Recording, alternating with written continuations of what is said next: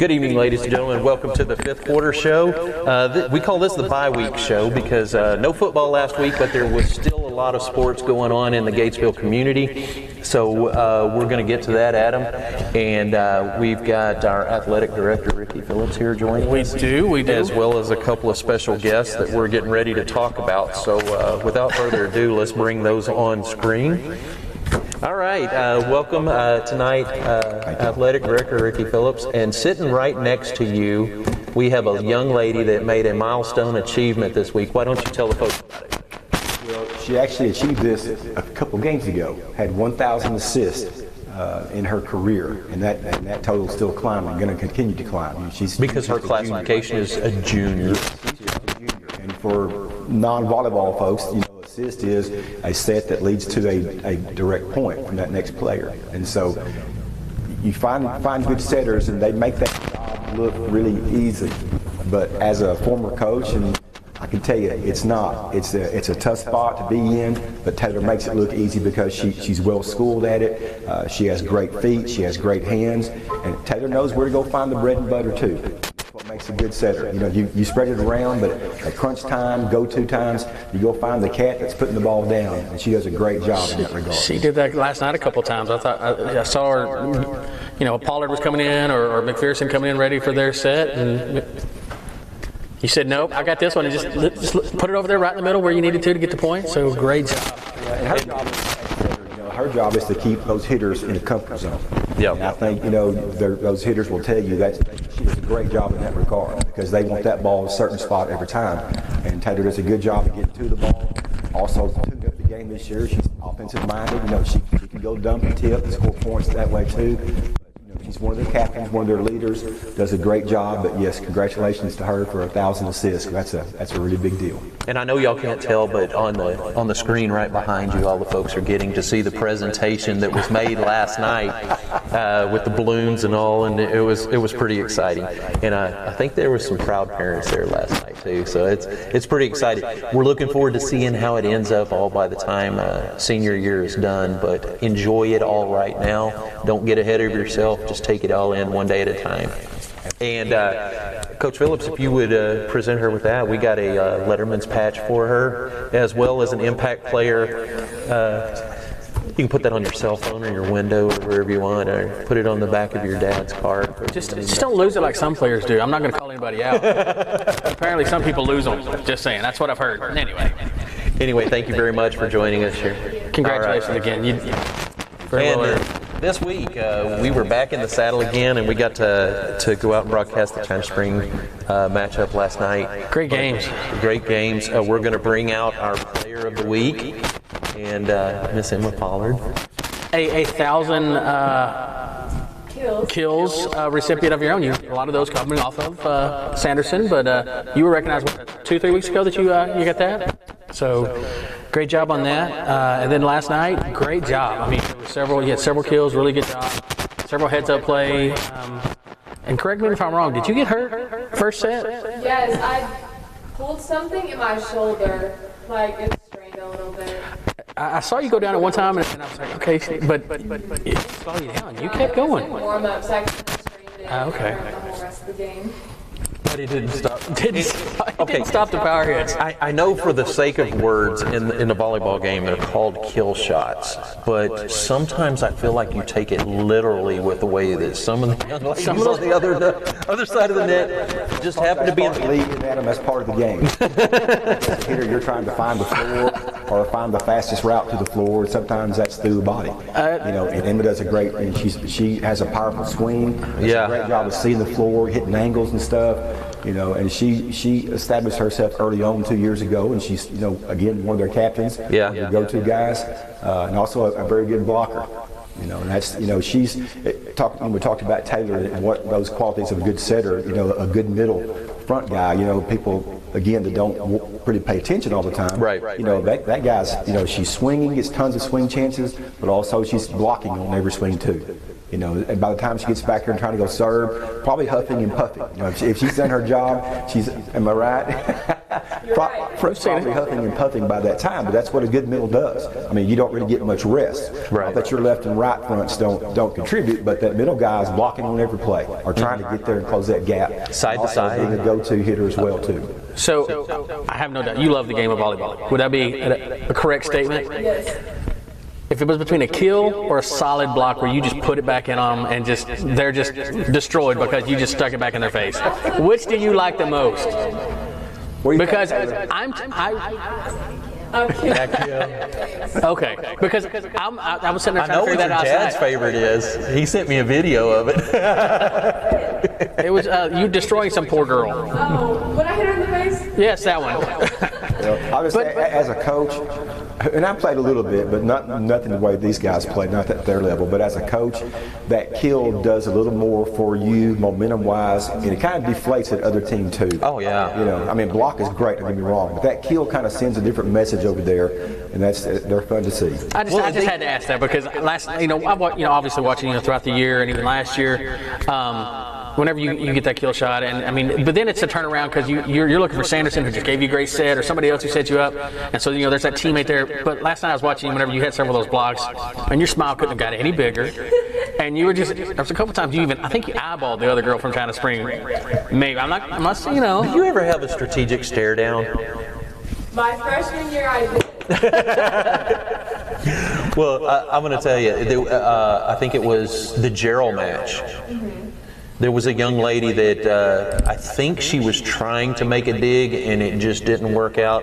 And that ball, you brought it down with thunder and it came in between her and the floor and she just got trapped down there on it. And I was just like, oh my goodness.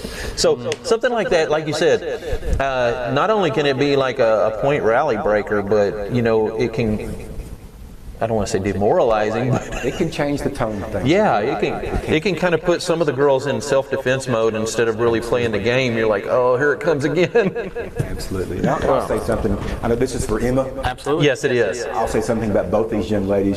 These guys, congratulations. They're multi-sport, and they're multi, activities on their campus. They're great young folks that make good grades, honor roll kids. And that's what you want. That's what you want up there. And these two, again, they're great leaders for that program. Well, I can tell you this much also. I don't know if y'all noticed or not, but we had additional people up in the Hornet Radio booth doing commentary on the games. And because of the excitement that you guys have brought to the sport of volleyball and stuff, I have actually created a second crew that's going to help cover more games and stuff now. So that's really excited about it. Looking forward to covering more of you guys' games. And congratulations. Thank you so much. All right. You take care, and we will see you next game. All right.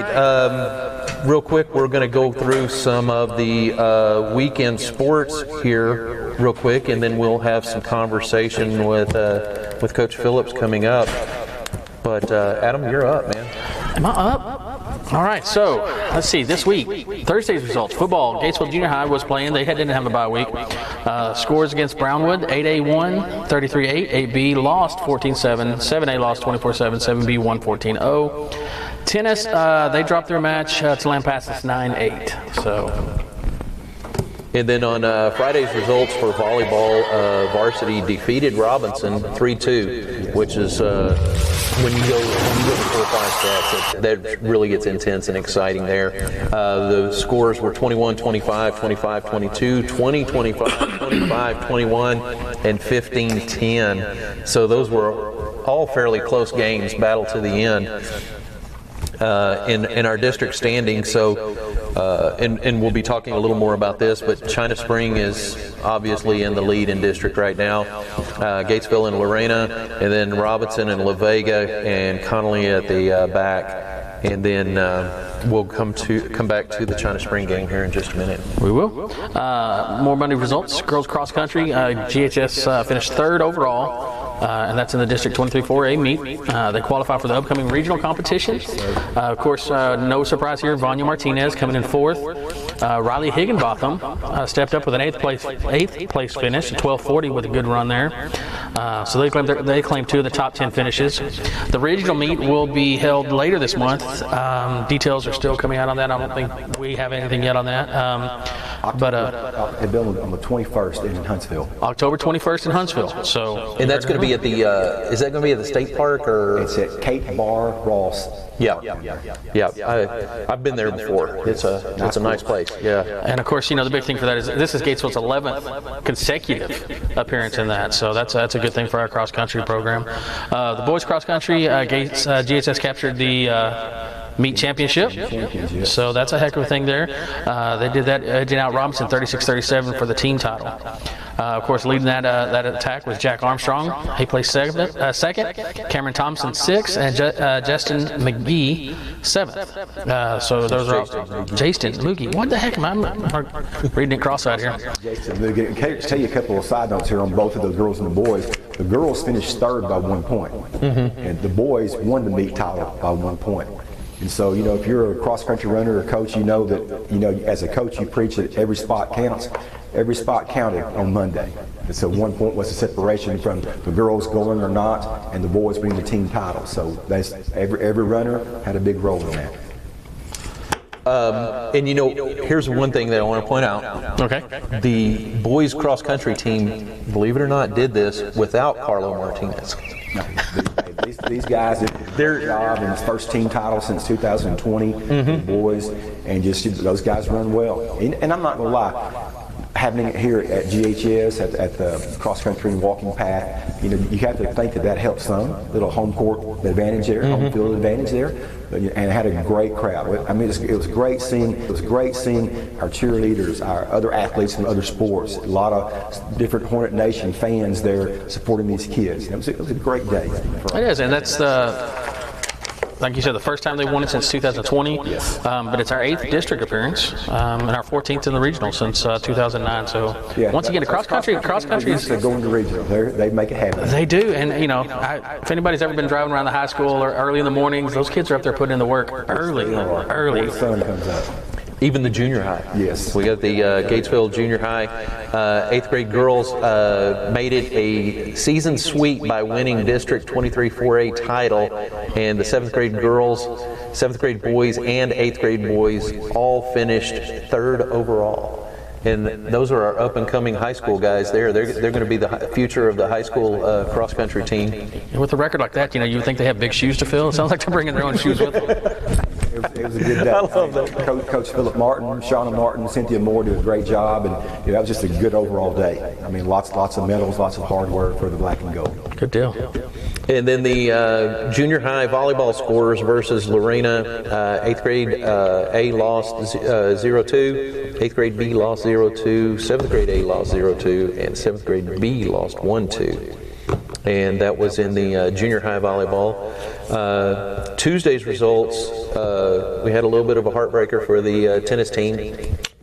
They lost to Brock 10-3 in the Class 4A by-district playoffs. So, but still, congratulations to them making it that far and doing well with that. And they got some couple of players that they're going to be losing this year that are really really good players.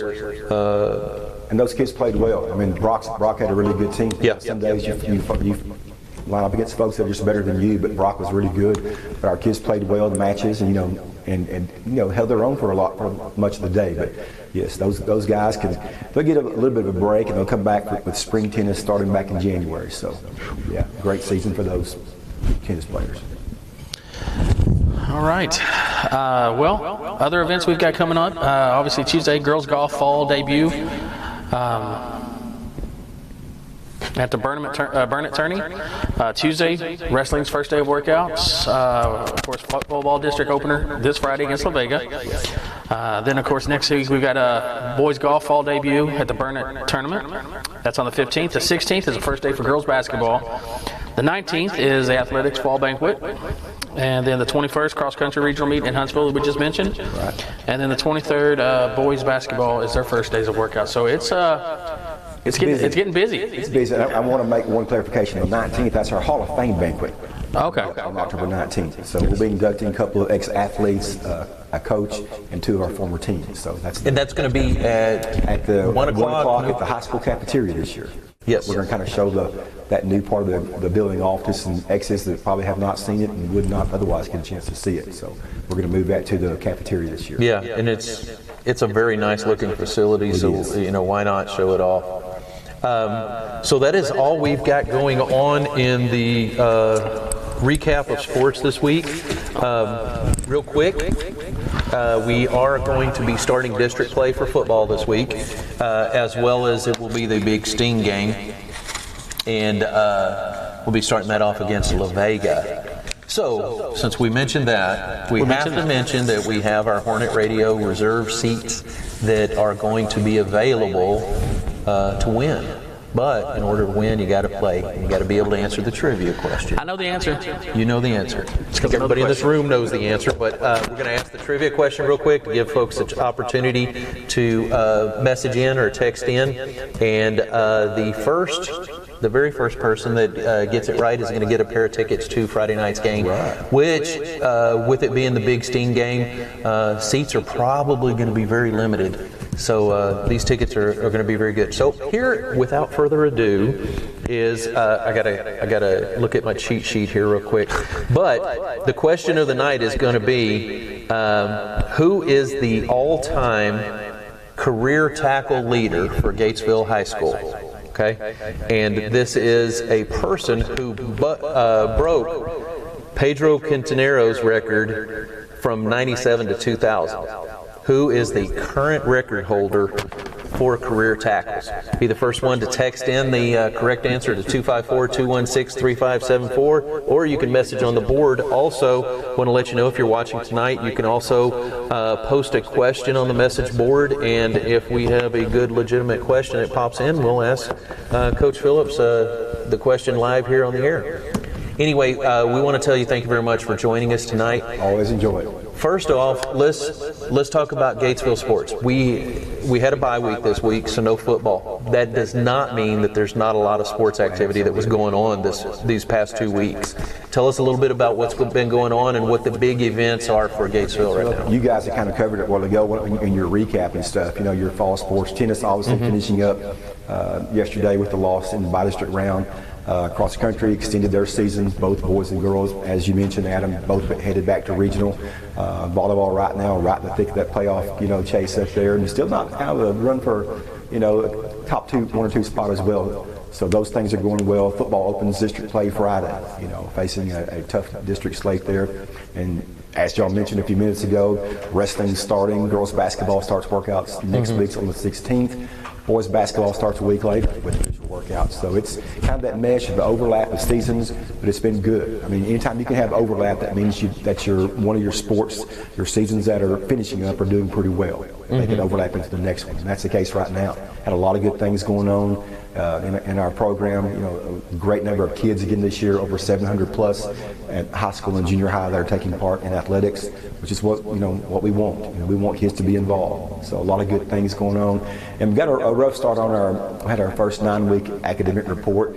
Not completely final yet, but we're going to be in the mid-90 range of passing with our high school kids, athletes, which is what we gauge on. And that's always good because those kids hear that message of be a great student first. Your athletics come second. So proud about that too.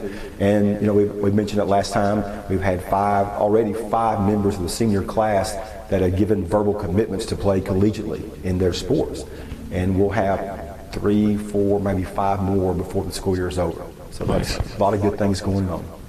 Well, and one of the things that I'd like to add to that, I get to read some of the motivational things that you put out on a daily or weekly basis to the kids, and quotes from famous athletes or famous coaches and so forth.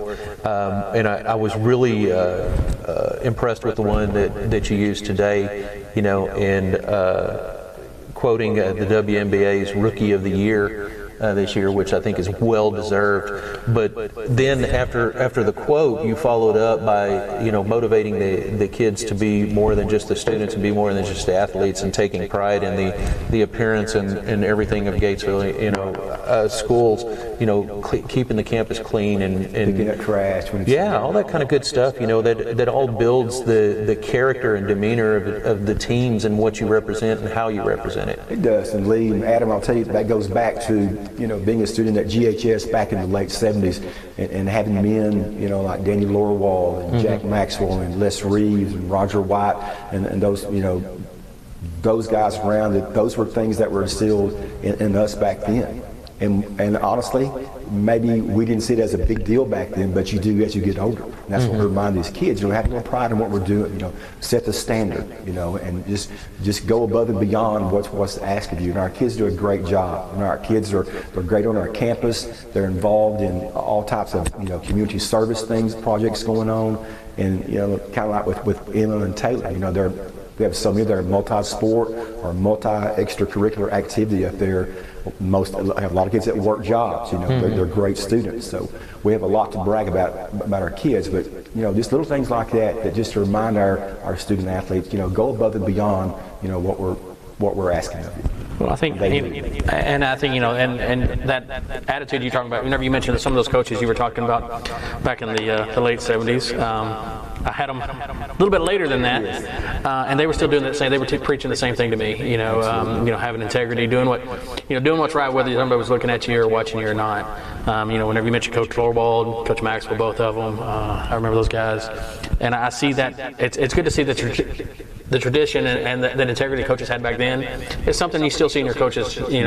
So far, we've talked to Coach Hunter and Coach Weber several times this year so far, and praise both of them for their involvement in the kids. So they do a great and that's across the board with all the coaching staff. Absolutely, and that's one of the things. And I've heard this over the years from some of my ex-players as the former volleyball coach. That and we always tried to stop and eat and feed our kids.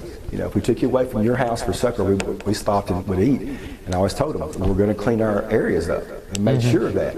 And I've had 2, 3, or 4 players who became parents later on and said, Coach Phillips, not going to lie, I probably didn't really understand why you were the Nazi about cleaning things up, but now I get it. And so I'm not going to lie, we had to get out all the brooms and the dust mops and do a little restaurant cleaning a couple of times. But I want those guys to realize that when you've got Gatesville across your chest, you're not just representing our volleyball program or our football program. You're representing Gatesville High School, Gatesville ISD, our community.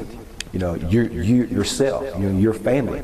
And so do that the best you can. And our kids are great at that part of it.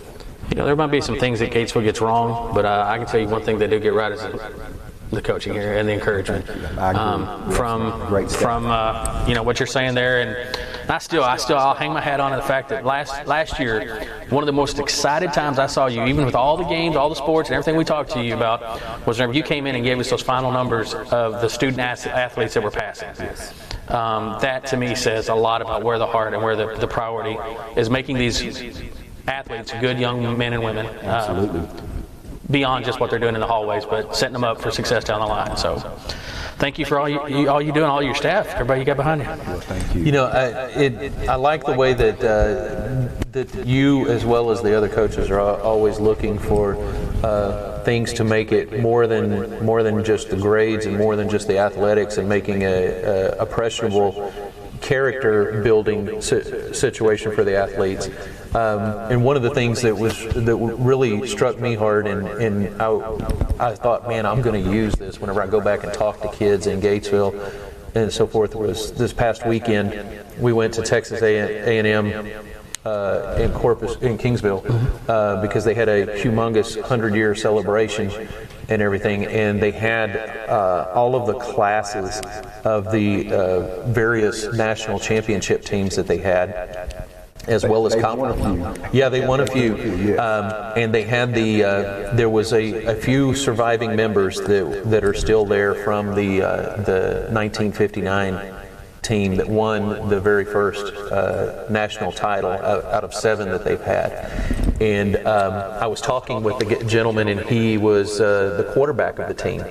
And he was there, and a bunch of people were, hooping and hollering and doing everything.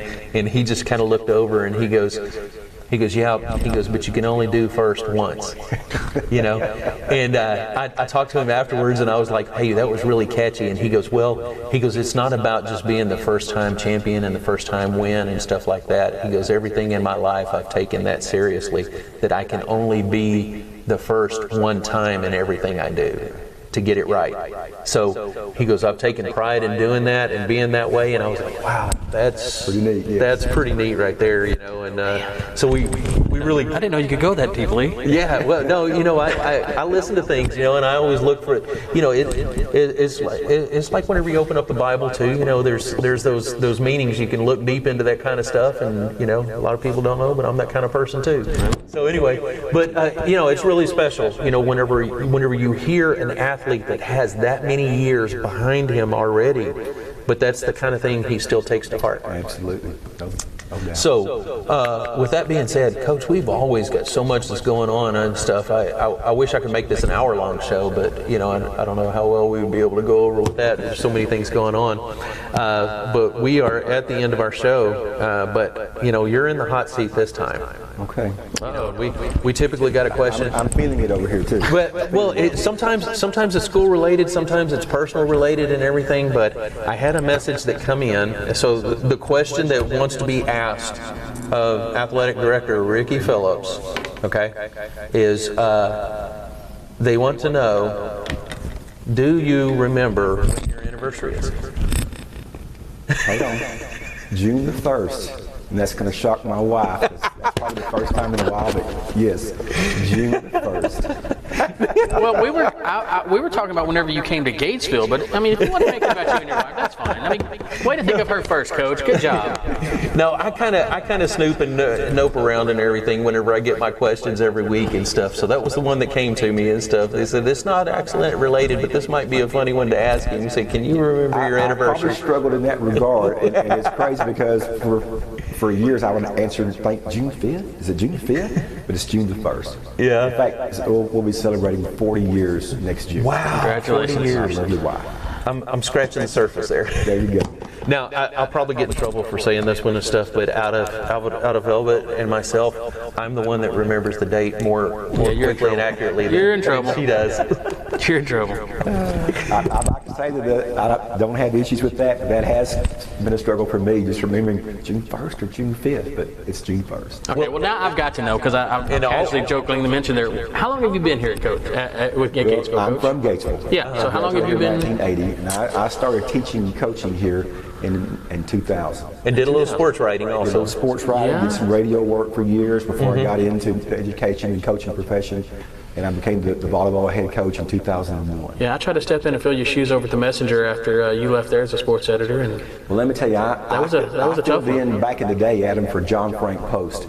And if you can remember that name, you know he was a legend. And man, those are some of the biggest shoes to fill. In fact, I've got a framed photograph in my office that he gave me from downtown at Old Home Stadium. And it's a picture of a football game going on, has the courthouse in the background. And so, yeah, I did some radio and newspaper work back in the day, but I've been very fortunate to be Now, here John at Frank GIS. Post is in the Athletic Hall of Fame. Yes, he was in the first class in 2014. Sure was. I was fortunate enough to give his speech, and in true John Frank, form and fashion, he had scribbled down on a little tablet he had in pencil just a few notes to say on his acceptance speech. So, pretty great man. Just think the world of him, but pretty good guy. Well, that looks like that's going to be a wrap for tonight. Thank you very much for joining us, Coach. Filling in, we like to give the coaches a round, but it's always good to hear from our athletic director and what's going on in Gatesville sports, and not just the ones that we constantly see played or that constantly think about, but there's a lot of other sports going on that sometimes some of the folks I don't think realize just what all is going on in Gatesville at one time and how full your hands are trying to manage all of that. So. Thank you for taking the time to join us. A lot of good to talk about, and I love talking about our kids and our programs and our coaches and our school. There's a lot of good things going on. It's not a job. It's fun going to work every day. Absolutely. Well.